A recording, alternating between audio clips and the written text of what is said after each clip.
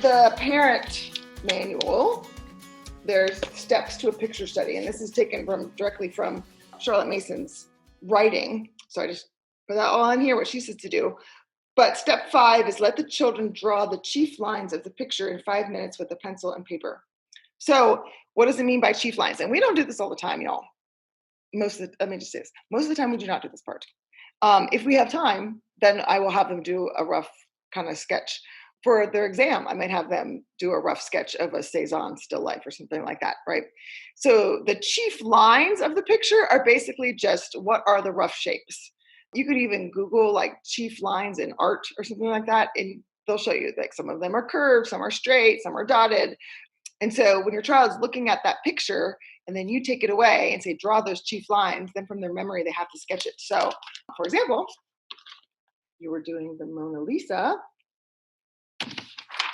Here is my lovely, I know you are just also impressed with my amazing artistic ability, right?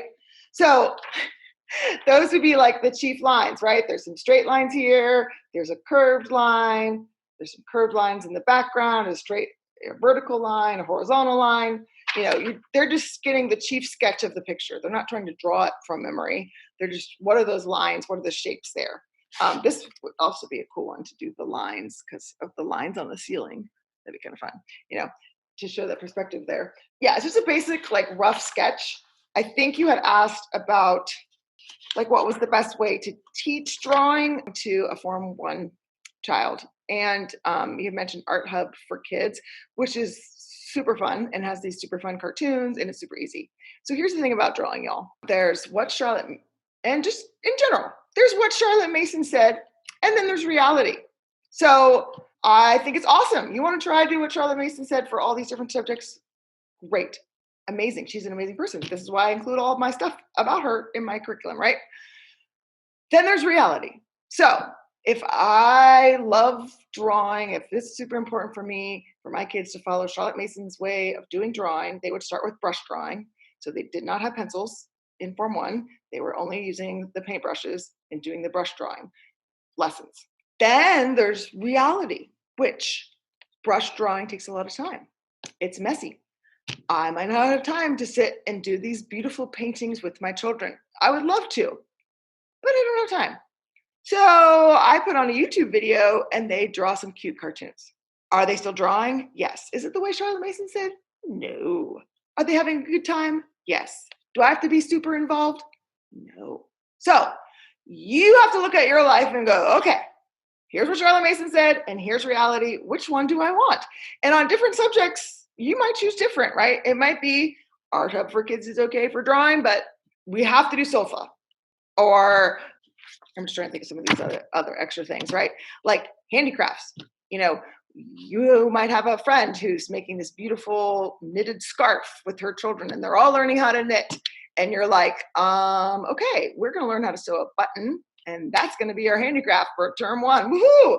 So you have to look at your stage in your life and what works for you. You had The Right Side of the Brain. It's a great book.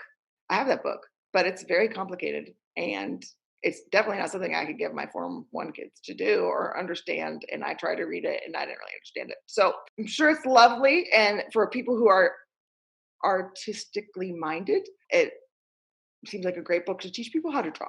Me, as you could tell by my lovely Mona Lisa drawing, if I do stick people, we're good here, people. So again, it's those, what does she say and what's reality? So for example, nature journals, right? You got to learn how to do the brush drawing, and you got to do these beautiful specimen watercolor things in your nature journals. And they look so beautiful. And I would love for that to be our nature journals. Do we do that every once in a while? Yes, we will find something and we'll bring it back. We'll do these beautiful watercolors. What does most reality look like? We are out on the nature trail with some crayons, people. And my kid is scribbling something. And I'm like, hallelujah, nature study. Woohoo, we're done. That's my world, right? So you have to look and say, what's important to you? I've been doing this for 12 years. Do I do everything by the book for Charlotte Mason and what she said? No. I included my curriculum because I want people to know what she said and to have the option to do it that way if they so choose.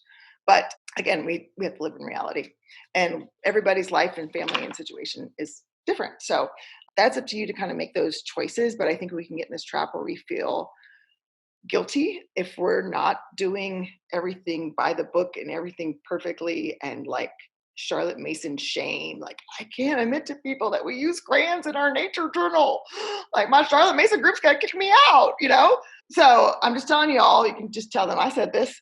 And that, again, what's more important? What would Charlotte Mason say is more important? That my kids were outside, that we are observing God's creation and being out in nature, or the fact that we just didn't do it because we don't have time and I gave up, right? No, it's more important that they're out there making their crayon drawing than it is if they are doing these beautiful watercolor whatevers, right? So again, you have to have a balance there. So I hope that helps answer your question.